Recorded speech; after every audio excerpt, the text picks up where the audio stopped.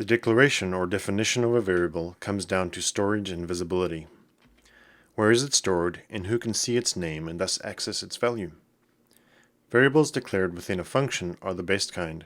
They are private to that function, so no other code has direct access to them. You can have variables with the same name in different functions and they will be completely distinct. These variables are sometimes called automatic variables because they come into being when the function is called and automatically disappear when the function returns.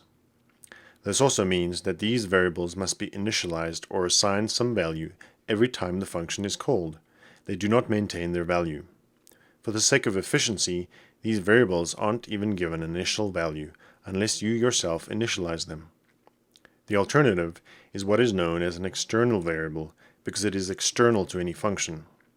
You might call these global variables if you come from a C++ background. Such a variable may be declared and defined separately.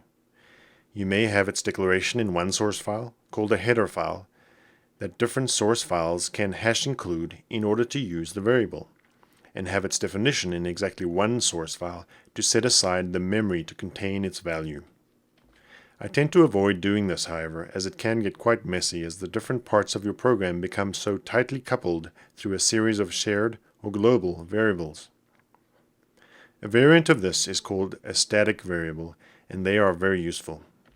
A static variable is privately declared and defined for the exclusive use of the functions in a particular source file. It's basically a sweet spot between automatic, as in local function variables, and global or external variables.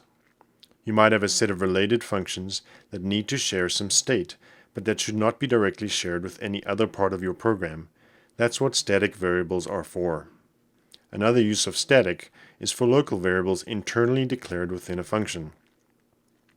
Unlike automatic variables that I mentioned before, the storage for internal static variables are retained across calls to a function, and their initialization happens the first time the function is called.